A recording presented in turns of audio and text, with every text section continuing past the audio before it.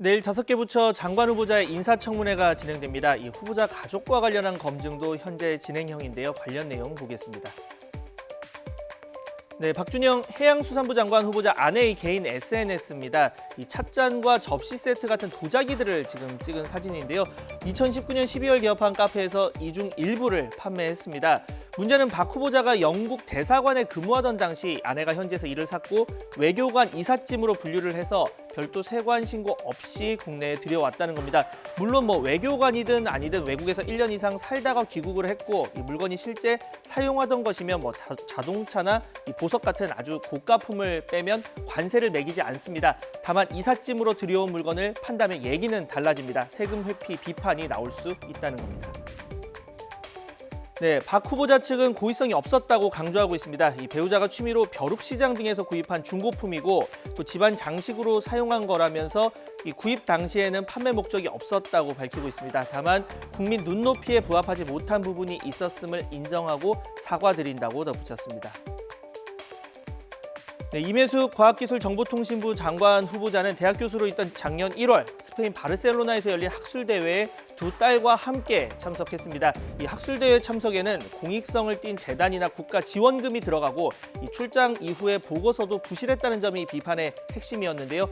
후보자 측은 딸과 관련된 비용은 개인 비용으로 냈다면서도 국민 눈높이에서 이해가 안 되는 부분은 있을 수 있다고 해명했습니다.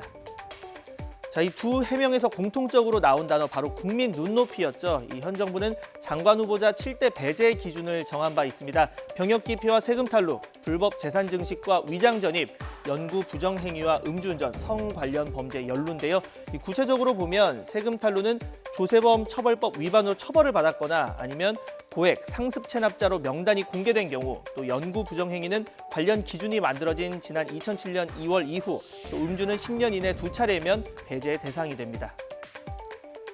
자, 언제나 이 청문회를 앞두고 여당은 얼마나 직무를 잘 수행할지 정책을 봐달라 하면 야당은 도덕성이 기본이라고 강조를 하고 있는데 다만 공수가 바뀌면 입장도 크게 달라집니다. 여야가 지금과 반대였던 6년 전에도 마찬가지였습니다. 도덕적 검증도 하지 말라고 합니다.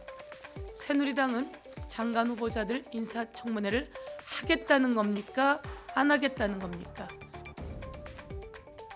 인사청문회를 신상털기, 흠집내기로 몰고 가려는 시도는 구태 중의 구태입니다.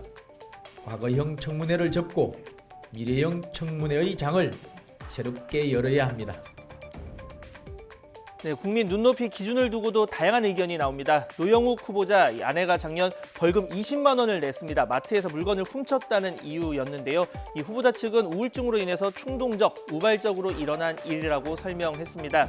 이런 상황이 장관이 되기에 적절치 않다는 비판도, 반면 고위공직자 아내라는 직위를 이용한 것도 아닌데 이것까지 부적격 사유가 되느냐는 반론도 나오고 있습니다. 그 직무 관련성인데 이게 물론 제일 중요하죠. 예를 들어서 교육부 장관 내정자가 논문 표절하면 안 되잖아요. 지금 이제 기준을 정한다는 것도 중요하지만 더 중요한 게 있어요. 미국은 그 백악관이 그 후보자를 검증을 할 때 검증한 내용을 의회에다 제출하게 돼 있어요. 청와대의 검증 시스템이 강화돼서 좋은 후보를 만들어야 되는 것이고 문제가 되면 청문회가 들어가기 전에 자진 사퇴를 하고 청문회장으로 들어간 사람들에 한해서는 전부 다 미국처럼 정책 청문회로 바뀌어야 된다. 네, 우리가 하면 검증, 남이 하면 신상털기, 이러다 보니까 제도 개선 자체가 쉽지 않은데요. 이 철저한 사전 검증 제도를 청문 과정에 추가하자는 주장도 나오지만 이 청문회를 개선하고자 하는 움직임은 잘 보이지 않는 게 현실입니다. 이 당장 여야의 유불리가 문제라면 어떤 미래의 적용 시작 시점을 정해서라도 이 정치권과 국민 모두 공감할 구체적인 합의점을 위한 논의가 필요해 보인다는 지적입니다.